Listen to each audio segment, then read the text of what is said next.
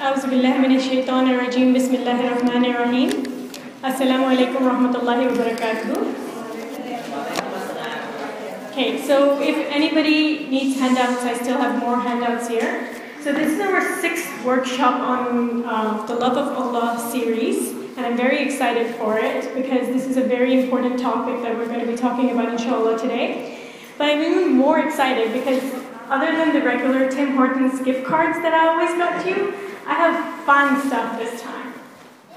So I'll be handing them out to whoever gives me a really impressive answer, inshallah, and is very good in interaction and gives me good answers, basically. So I have lots of fun stuff, inshallah. Next lecture, I will have even better, more interesting stuff to hand out. So let's get started. The first thing I wanted to talk about was the 2 types of knowledge. The first type of knowledge, which you guys cannot see,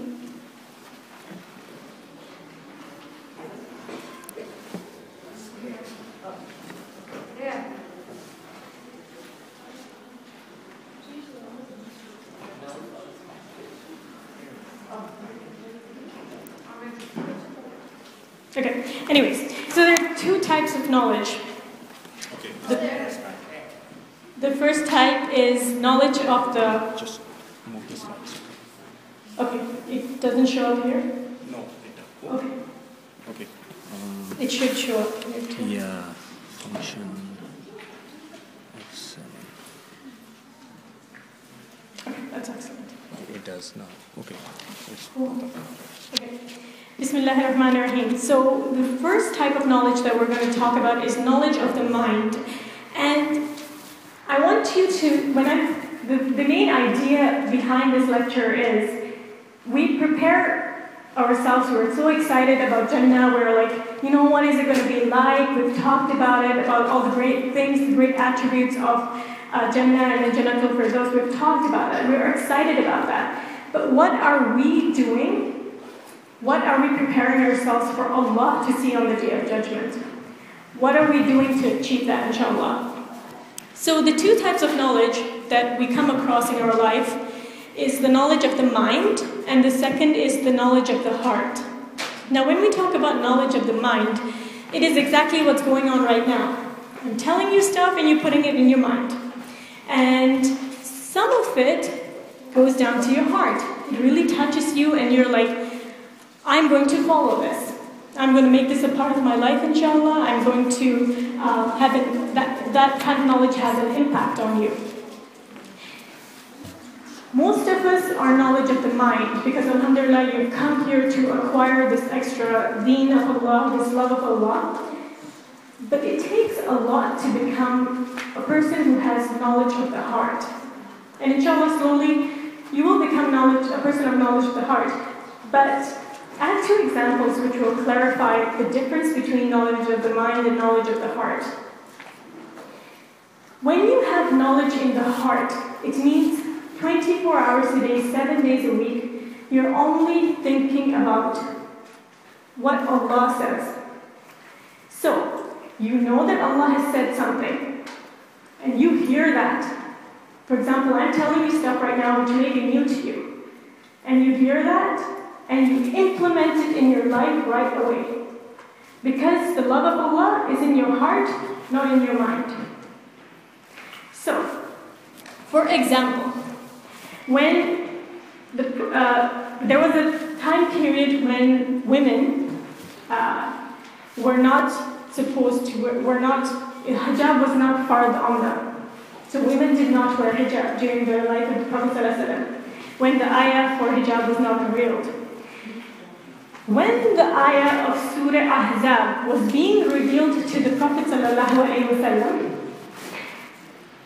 he was walking towards his house, and Hazrat Aisha radiallahu ta'ala anha was seeing him walking towards the house.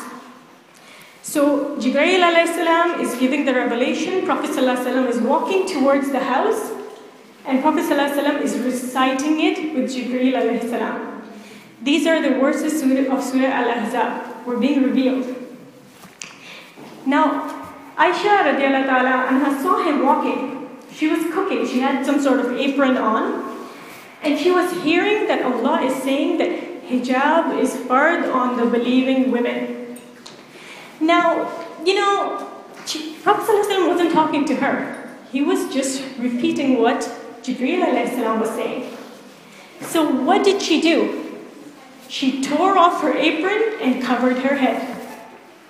She didn't wait for the Prophet ﷺ to say, you know what, this is what has been revealed to me, Aisha, now cover yourself. She heard it and she did it. She didn't say, what color hijab should I wear, Rasulullah? How long should it be? What way should I cover it? When should I cover myself? She was in her house. But she covered herself because she heard Allah saying it.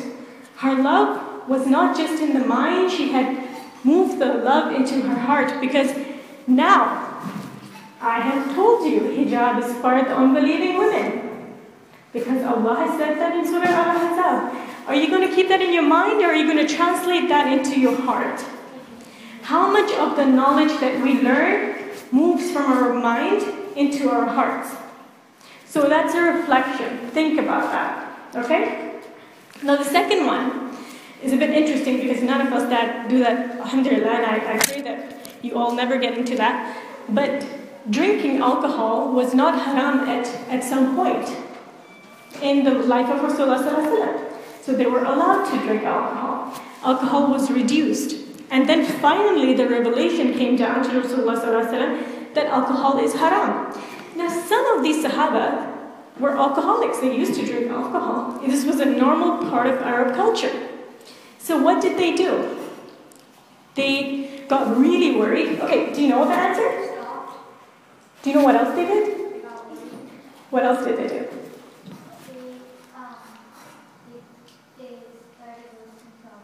They definitely started listening to Allah, yes? They just went like that. Okay, what else? Did they vomit out? Awesome! Good job, yes.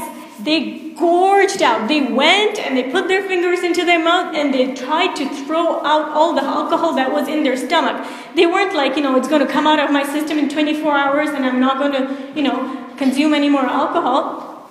But they were saying that we are not going to consume any more alcohol. So they vomited everything out. But then they were worried. What if there's a little bit left in the system? So they went worried to the Rasulullah sallallahu alaihi wasallam. Rasulullah, we've vomited everything out, but what if there's a little bit left in our system? What are we going to do? And Rasulullah sallallahu alaihi wasallam said, you will be forgiven for that. So, they would probably say, inshallah, tomorrow we will not drink. Inshallah, tomorrow I'll start wearing hijab. Maybe in a year from now I'll start wearing hijab. But if you're people of the heart, you do that right away because you're so inspired to get to please Allah, because you understand your aim in life is worshipping Allah subhanahu wa ta'ala. Now let me see. You definitely deserve that. It's a very good answer. Okay, so is Muaz here? Not yet, because it's confused. Oh, okay. I'll wait on the story of Muaz bin Jabal because I did the story for him. Inshallah, the story really ties into the other part. But khair, he can listen to the recording. So, there are so many companions of Rasulullah who have amazing attributes, who have amazing contributions. And we could do classes and workshops over trying to understand how they lived. But as amazing as their stories are, it's how we implement it into our life that really matters. So let me give you a little bit of background on Muaz bin Jabal, Ibn Jabal. He was from Medina, and he was one of the early Muslims. And do you guys remember Musab bin Umair? Who was Musab bin Umair? Yes. Isn't the best Bukhari was wearing the best clothes when he was wealthy? Yes. What else do we know about Musab bin Umair? The Sahaba, and his mom was really mean, and she didn't want him to convert, but he did, and he had MashaAllah, yes. And do you remember the part? Yes. His mom found out he was Muslim because one of the non-believers saw him going to Prophet Muhammad lectures and told his mom, and then his mom got really mad. You hear that? It's like a door hanger. Okay, so good job, guys. So Mu'adh bin Jabal was also sent by Prophet ﷺ to Medina prior to Prophet ﷺ migrating to Medina with his companions. So when Mus'ab bin Umair, came to Medina and he was preaching Islam, Mu'adh ibn Jabal was one of the early Muslims who accepted Islam, and he was one of them who braved himself and went to Mecca and took the bay'ah, who took the allegiance in front of with Prophet ﷺ prior to Prophet ﷺ moving to Medina. So he was the early ones. And when Prophet ﷺ immigrated, did the hijrah to Medina, he had this passion and love for Rasulullah ﷺ, and he was stuck close to him. So wherever Prophet ﷺ was, Mu'adh would be there. Now, Prophet ﷺ had a really amazing love for him. And in one of the occasions, Prophet ﷺ held his hand and said, "O Mu'adh, by Allah, indeed I love you." And then he repeated it a second time. And then Mu'adh bin Jabal started crying. "By Allah, Prophet ﷺ, may my parents be sacrificed for you. I love you too." And then Prophet ﷺ said to him, a very great advice, and this is on your handouts too. It is a dua. Allahumma a'inni ala dhikrika wa shukrika wa husni ibadatik. So Allah subhanahu wa ta'ala always gave Rasulullah this ability to give us these great du'as that we should include in our daily prayers as well. So Allah, assist me in remembering you, in thanking you, and in worshipping you in the best of manners. Now this dua is very interesting because it has remembrance and manners in it. And the core idea of this workshop, inshallah, is that remembrance and manners. Now, Mu'adh ibn Jabal was a man who had immense amount of knowledge. He was one of the 6 people in Medina during the time of the Prophet ﷺ who could give a fatwa while the Prophet ﷺ was present. So a fatwa means an Islamic ruling. So when you have a person like Rasulullah ﷺ and you have Mu'adh bin Jabal sitting beside him, Mu'adh bin Jabal could give a fatwa. He was that knowledgeable. He could give a ruling even though the Prophet ﷺ was alive.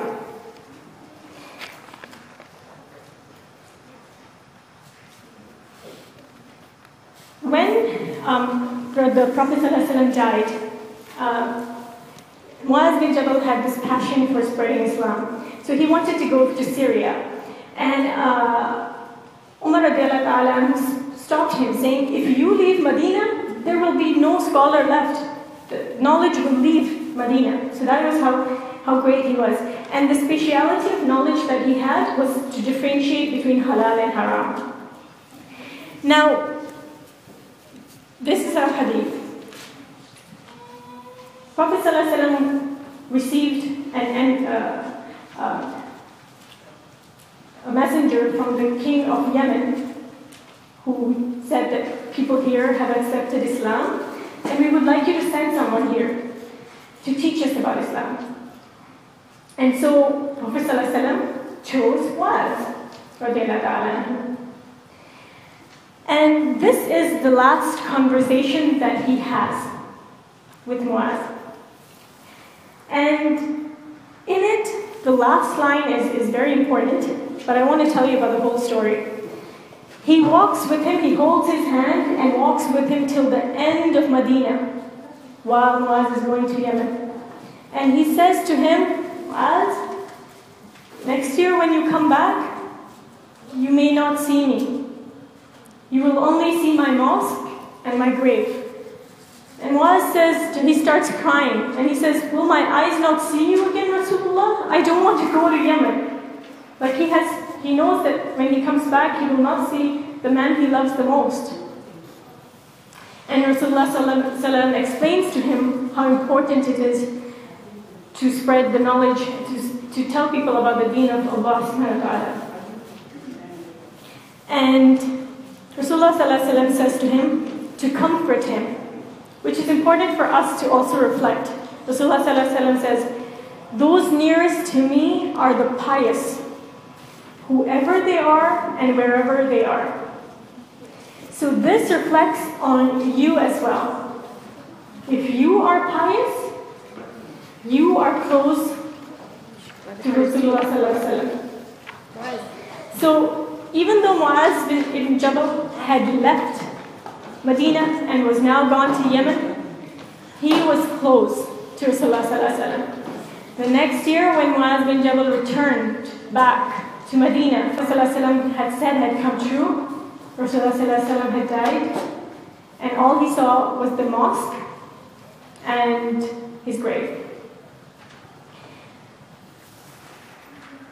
There was another thing that Prophet sallallahu alaihi wasallam said to him in part of his last advice. "Ya Muaz, I am sending you as a governor to Yemen. Do not choose a luxurious life of yourself. Those who are close to Allah, those who are servants of Allah, do not choose that type of lifestyle." So this was a governor who was of course going to get very wealthy, and this is the advice that Rasulullah sallallahu alaihi wasallam is giving him. Now, reflect that upon yourself. Are you going to keep this in your mind as a knowledge of your mind, or are you going to bring that down to your knowledge of your heart and you're going to say, "I'm not going to choose a lifestyle that is not pleasing to Allah subhanahu wa ta'ala"? And some of the learnings that we have from this great Sahaba is definitely from the last dua, from the remembrance of Allah subhanahu wa ta'ala. The desire to first gain the knowledge. Like Muaz ibn Jabal was stuck. He was like a glue to Rasulullah sallallahu alaihi wasallam. He was always with him because he wanted to attain that knowledge until he became the most knowledgeable. And then he went on to Yemen and Syria and spread Islam. Even, they say, that even as far as China. So now, you are being given this knowledge. Are you applying it to your life? Are you telling it to others? Because that is a responsibility. Not just because he was a Sahaba, he was an ordinary man who chose to learn and to be closer to Allah subhanahu wa ta'ala. And then finally, what kind of lifestyle are you choosing? Now, before we come into the topic of Ikhlaq, I want to spend 5 minutes here talking about Justin Bieber. Okay, Rasulullah says, and a word to anybody who can explain this to me in context of Justin Bieber, because my 10-year-old nephew Ahmed was able to explain it to me. Rasulullah says, "You will be with those that you love." Who can explain that to me? Yes, Sahra. On the day of judgment, if you are with Justin Bieber all the time, if you are willing to have followed him, like the way he dresses and stuff, then on the day of judgment, you won't be able to fulfill the book. You will be able to listen to you. Right. So Zahra says that you will be with those that you love on the day of judgment. So if you love Justin Bieber, you will be with him, whatever his last name is, Bieber, whatever. So, and if you love Rasulullah sallallahu alaihi wasallam, you will be with him, inshallah. So now, listening to Harlem Shake or whatever that is. Honestly, I was upstairs yesterday, and kids 6 years old were doing the Harlem Shake. Like, honestly, I didn't know what Harlem Shake was until, I don't even want to know. Until I heard them, and then I went and it was like, Googled it, and I was like, what is Harlem Shake? Like, I thought I was cool, but alhamdulillah, I'm not in that sense of cool. But how would you relate that to listening or watching things like Harlem Shake or Justin Bieber or One Pound Fish or whatever it's called? Like, how would you relate that to that, Zahra? You will be with those that you love. So if you love listening to that kind of stuff. It's like when you love listening to Quran, and the Quran gets into your heart. So when you love listening to those kind of stuff, it gets into your heart. And like, it's the thing that you think of the most, and then like you're doing more far away from Allah, and she's really good. Exactly. So what she's saying is, when you love the Quran gets into your heart, right? So when you love the Quran gets into your heart. The closer you will get to Justin Bieber, the more you will do things like him, and the more closer you will be on the day of judgment to him. So if you're closer to doing things which are far away from Harlem Shake and Justin Bieber, you will be, inshallah, closer to Rasulullah sallallahu alaihi wasallam. Now, there is a true story, and I really want to tell you about this. But when you die, before you die, there's a hadith again that says that if you say the shahada, you say ashhadu an la ilaha illallah, ashhadu anna Muhammadan Rasulullah, inshallah, may Allah choose you to say that. You are definitely, inshallah, going to Jannah.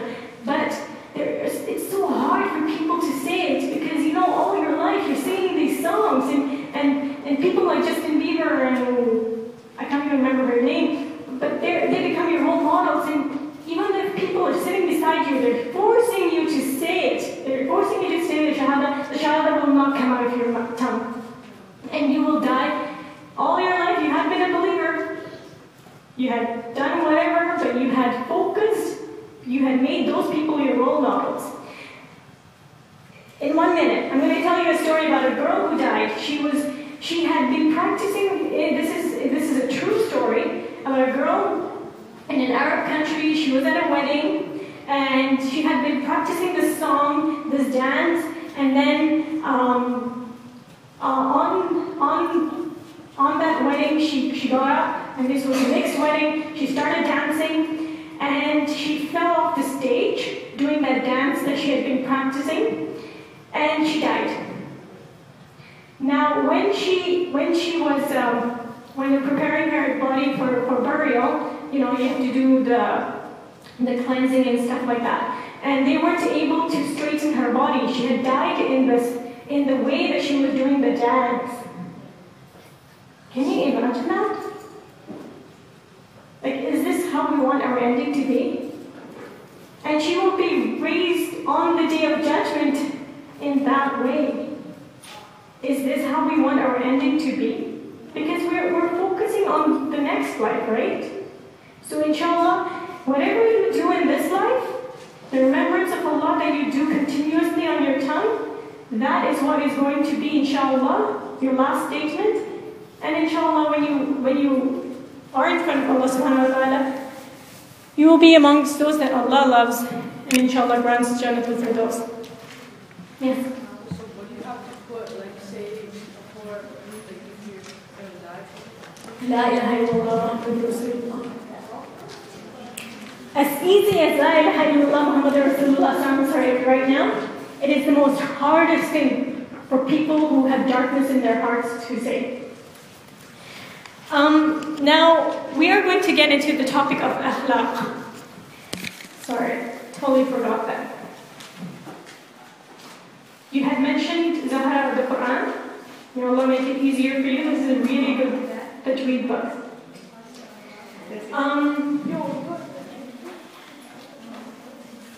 You have to learn it. Okay, so what is the definition of Ikhlaq?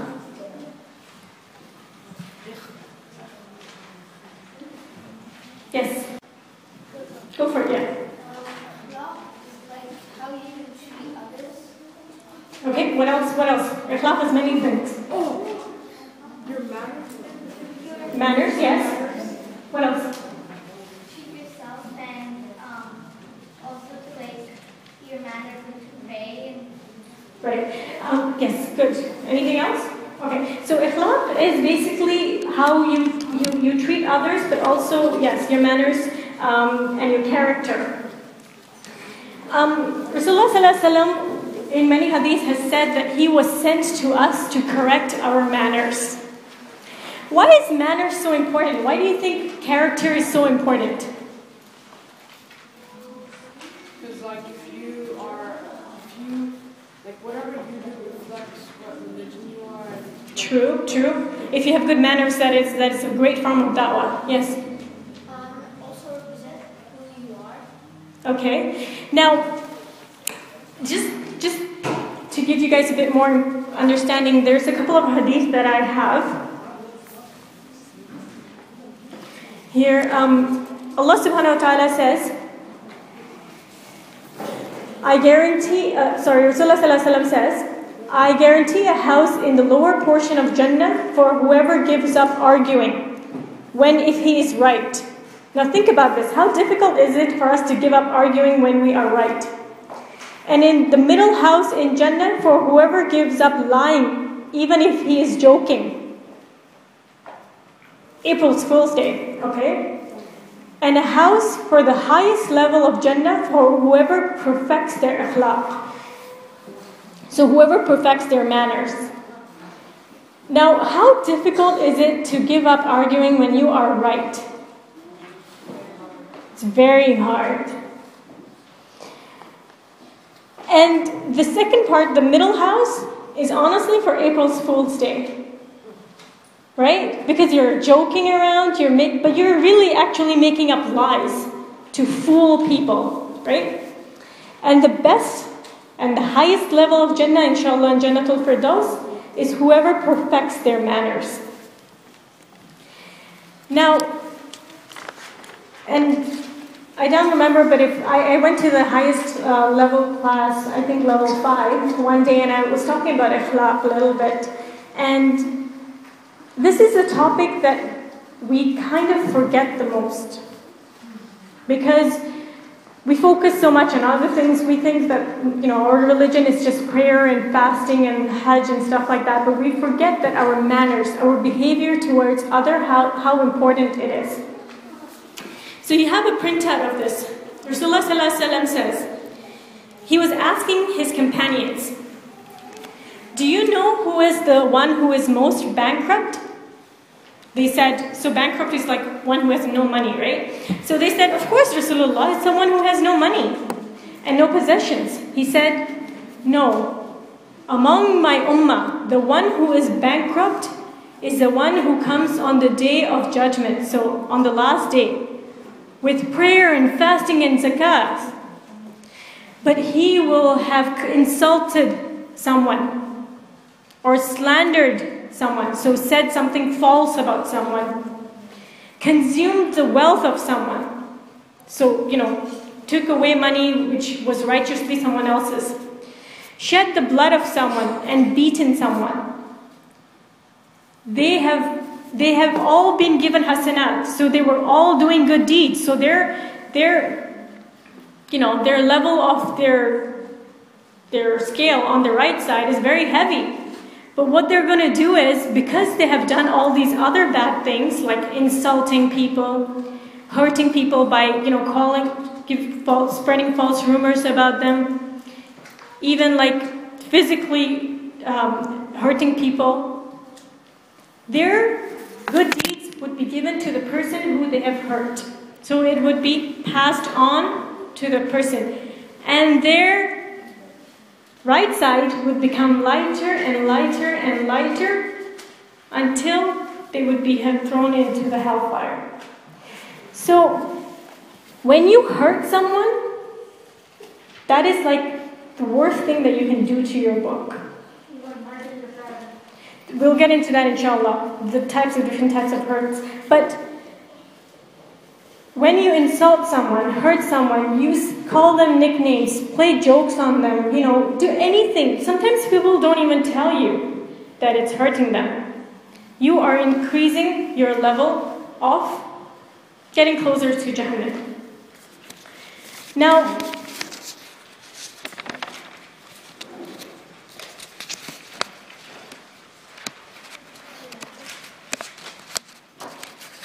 I'm going to talk about myself. And inshallah, please reflect on yourself. I wrote this. I get angry fast. I shout. I argue in internet forums. I nitpick on small mistakes of others. My choice of words is sometimes bad, and I end up hurting others. I feel I am more knowledgeable than others, and I mock at others' mistakes. I try to make them feel more embarrassed rather than correcting themselves discreetly. I expose others' faults in public. I try to involve in others' matters and invade in others' privacy. Of course, I don't do all of these bad things, but these are things that we generally do. You all may do some of these things. You talk about other people. You expose other people's secrets.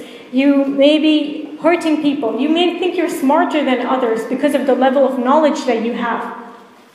You get angry, you shout. Like, how often do we just shout? Shout at our parents, shout at our teachers. Make jokes in class because we think it's so cool and so fun, but really we're hurting others by doing that. That brings us into this ayah. Honestly, when I read this ayah of Surah Hujurat, it made me think of all the bad things that we do. Allah subhanahu wa ta'ala says, "O you who have believed," so this is you guys, right? All of us. "Let not a people ridicule other people." Ridicule means make fun. So what kind of ways do we make fun of other people? Yeah. Like maybe the way they dress or the way they walk or talk or, you know. Excellent. Yeah. Another way? You guys at the back, yes. Yeah. Gossiping, yes. What else? When you're racist, very good. Body image, very good. That's great ways. So they may be better than you. Nor let women ridicule other women. So this is saying women generally tend to do it a little bit more. So don't be women. So this is saying women generally tend to do it a little bit more. So don't poke fun at others. Don't be sarcastic. Sometimes we think we make sarcastic jokes, which we kind of think we're cool because we're doing that. You know, sometimes we get into rapid fire rounds of, arguments because we think it's fun. And then we make jokes about other people. So I make a joke about you, Muaz, and I may think it's cool because everybody else is laughing, but that's hurting you, right? But it's boosting my ego because everybody else is laughing. I seem cool. And then I enjoy that enjoyment.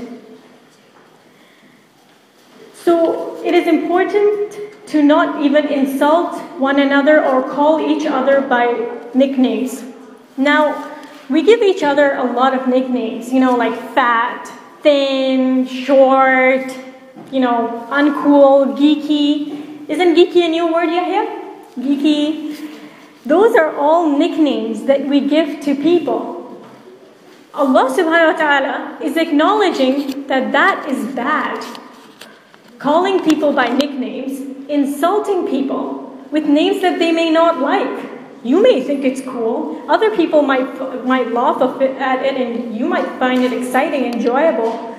But maybe Allah is saying, maybe they're better than you, but you're insulting them.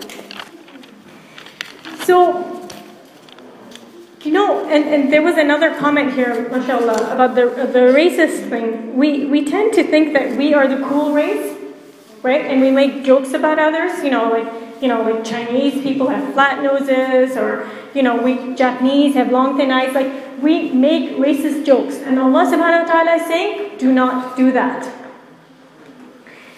Yes. When you said nicknames, what if the person is okay with you calling? Yeah, like a cute nickname is fine. Like, I have a cute nickname that my mom gave me. That is fine. It's not necessarily cute. Like, not cute as in like. Okay, what's the example? Not cute. Like, hold on. I don't mean like, I don't know what your definition, like what you mean by cute, but like if the person's okay with you calling them that. But it's not like derogatory or something like that. Like it's. Example? It's like, I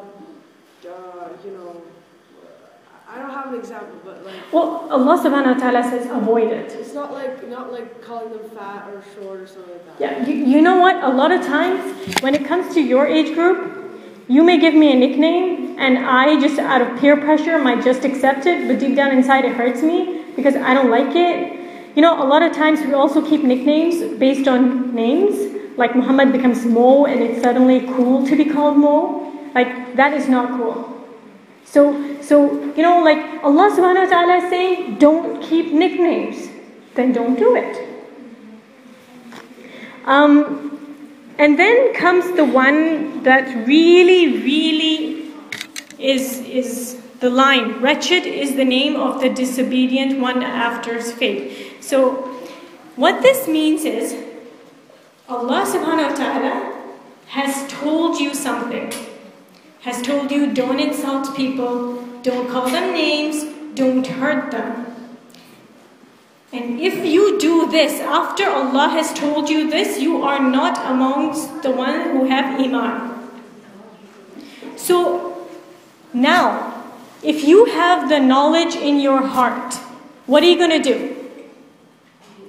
Every single time you open your mouth, you are going to say, is this right or wrong? Right? You're going to have Allah in your mind as well as in your heart. Because Allah is saying, do not hurt other people. Perhaps they are better than you. Do not insult them. Do not call them nicknames. Do not make jokes about ethnicity. Don't do anything that, you know, don't shout, don't scream, don't argue, don't be angry all the time. Every single thing that comes out of your mouth is being accounted for.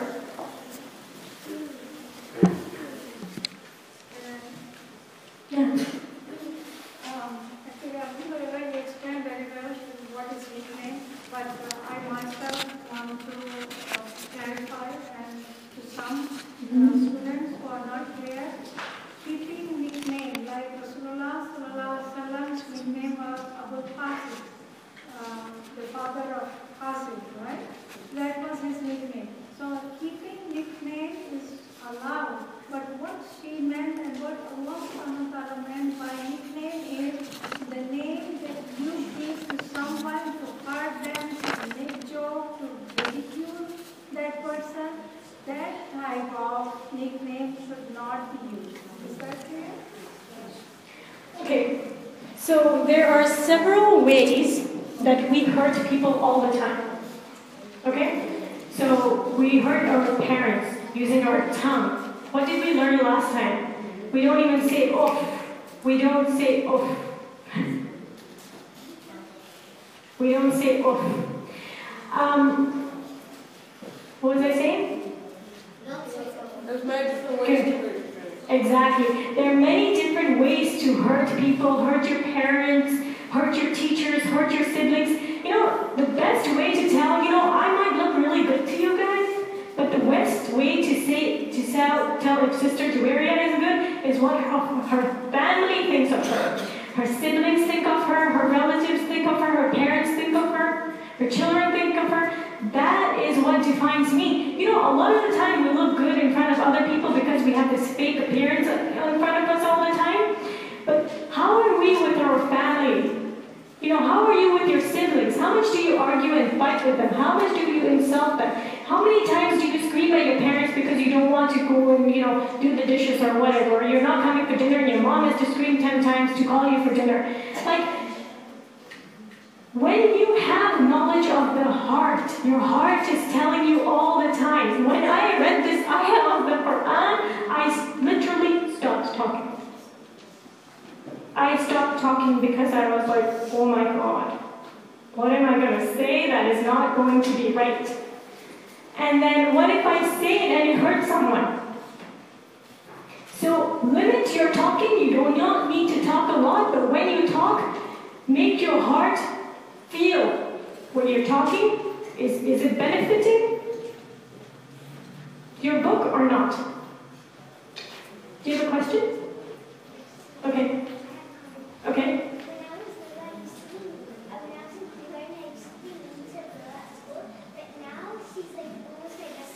Oh, subhanAllah, see, that's good. So you, alhamdulillah, whatever knowledge that you've gained, you've moved that towards better good. And we're going to come to different ways that we can, inshallah, improve our manners and our ikhlaq.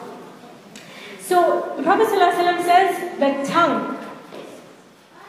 tongue is one of the most This tongue can take you from remembrance to Jannatul Firdaus, or this people, to insult other people, can take you to hellfire. So be careful of the tongue.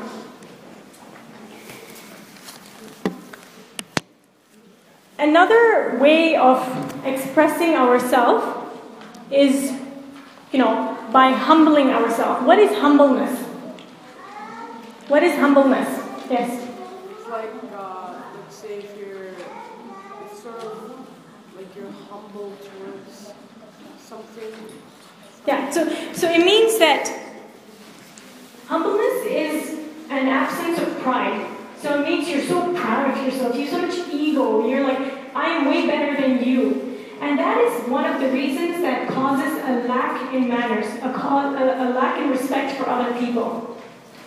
So it says here, the ego is a veil between humans and God. So when you have pride, when you have ego, you're distancing yourself from Allah subhanahu wa ta'ala.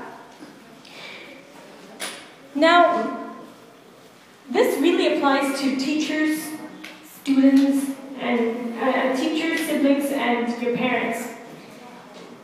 And this is one of my most favorite quotes by Umar ibn al-Khattab.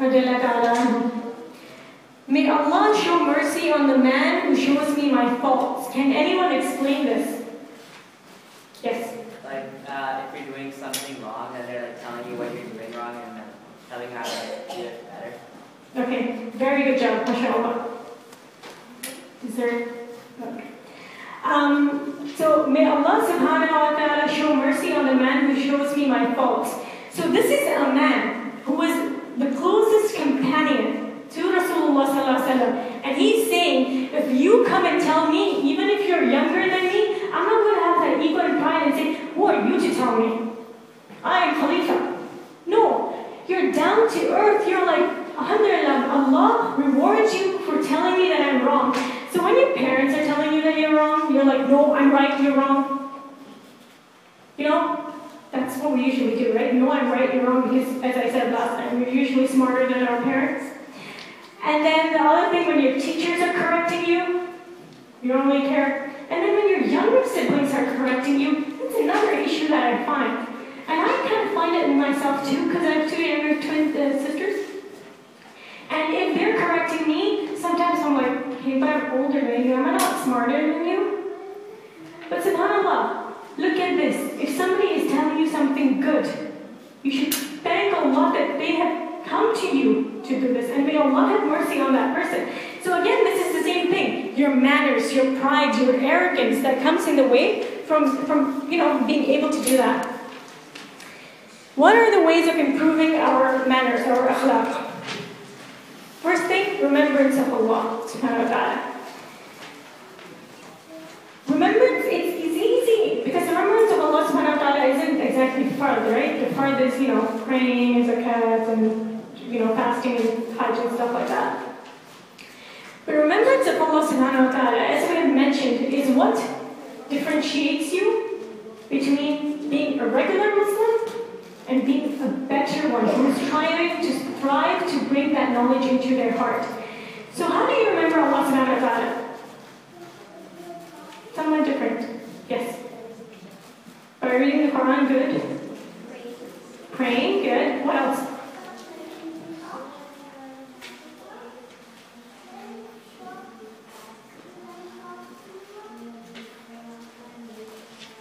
Okay, very good. So by keeping Allah in your mind all the time, okay? Yes, Abdurrahman.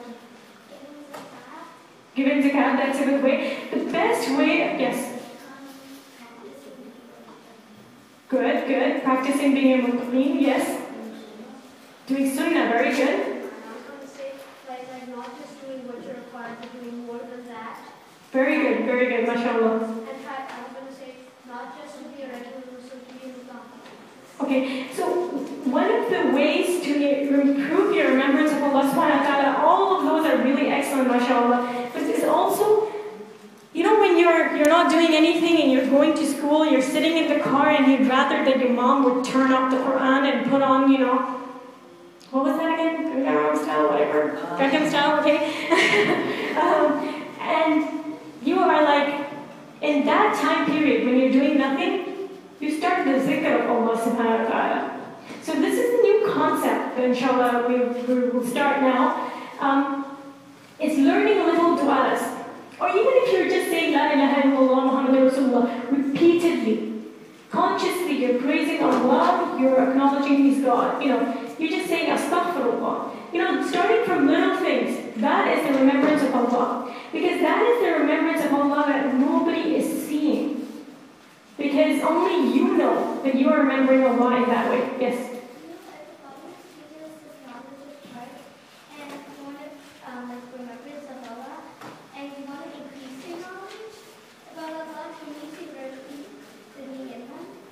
Yeah, of course, yes, that's another way, that's another dhikr to increase your remembrance. What does remembrance of Allah do to our manners? How does that relate? Yes? Changes our manners. It changes our manners, but how? Yes? Him first, yes. When you remember Allah, you remember that you don't want to say something bad, you want to give compliments instead. Oh, subhanAllah, that's awesome. That's exactly what I was going to say. So, yes, you want to always keep Allah in your mind, and then it goes into your heart. When you keep Allah in your mind all the time, and you are doing that dhikr all the time, remembering Allah, when it comes time to open your mouth and talk to someone, your heart will say, oh, Muhammad, you better not hurt him, right? Okay, this is a book of du'as, and learn the du'as in there, inshallah, and pray for me as well. Increasing knowledge of Allah, and that is what you're doing, alhamdulillah, right now, but there is a lot of resources where you can, inshallah, learn more. Don't limit yourself. Become that Muaz ibn Jabal, where he wanted to always gain more and more and more. Practically trying to watch your words and actions. So inshallah, keeping that in mind all the time. There's nothing wrong with talking less. People may think that it is rude if you talk less, but talking less, but ensuring that you're not hurting the rights of people or the feelings of others is important. Exercise patience, which comes from gratitude. Now, I don't know how much time we have left, but when you are patient, you have good manners. And the last one is very important. Increase your good deeds in secret. We do a lot of things which people can see, mashallah, which is really good, but that counts the most. So, what are examples of doing good deeds in secret? I want somebody else to tell me. Yes? In an alley or something, if there's a person that asks you for food, you don't declare out loud that you just quietly pass. MashaAllah, yes, exactly. Okay, I have another dua book. Again, learn the duas and pray for me and my family. Good job. Exactly what he said. So the way you do good deeds in secret, you don't have to tell people those deeds. You gave food to people. You woke up in the middle of the night and did 2 rakat of tahajjud. You don't have to announce it to people, but that is something you did solely for the sake of Allah subhanahu wa ta'ala. Now, when you want to have good manners, you automatically need to have patience. And Allah is with those who remain patient. Allah says that in Surah Baqarah. How do we have patience? Patience comes from gratitude. We discussed that in the first lecture, first workshop that we had. We discussed it in terms of Musa alayhi salam. So we have. The delegation has arrived. So please. I thought it was 3 o'clock. Yeah. So the homework, whatever you must finish everything. Okay. Whatever is left, okay. You can continue. So. We unfortunately have to end.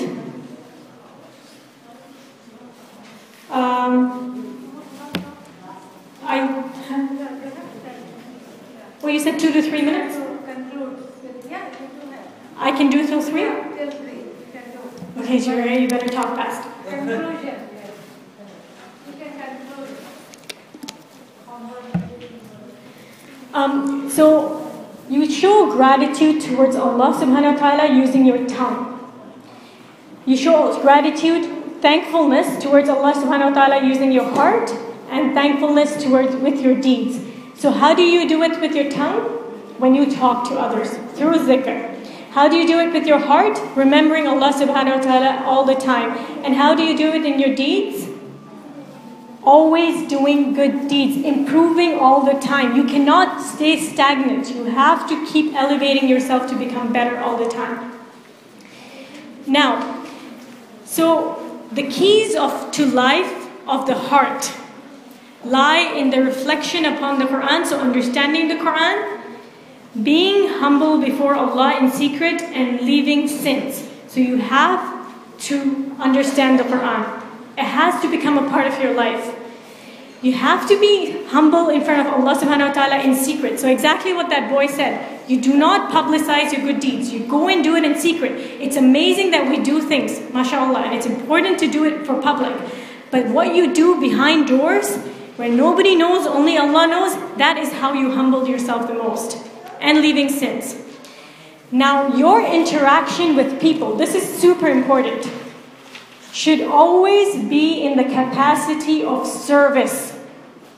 If I am talking to you right now, it has to be something good for you. It cannot be something bad for you. Either be it physical, or I'm doing a service to you because I'm giving you knowledge. So if you open your mouth, or if you use your hands or your feet, they have to be of benefit to someone. Always make that the reason for your interaction with someone. And smile. Every little sunnah has a reward with it. So never underestimate sunnah, no matter how tiny it is. It might be the very reason why you ended up in Jannatul Firdaus, inshallah. Now your homework is to, there are the 3 questions that I have, and you can inshallah look at it. We have 5 minutes. We have 5 minutes? I can end right now. I'm going to tell you guys to make you really excited what I have next time. But I would really appreciate it if you guys can read through homework yourself and do it yourself. But I had one of the most moving stories to tell you guys, but I don't have time today. It is about a companion of the Rasulullah sallallahu alaihi wasallam, Abu Darda. And inshallah we'll discuss it next time. I'm going to inshallah take questions outside. If you guys have questions, let's go outside. There's another thing that's happening inside. What's the last word? Attitude and how it relates to... Oops.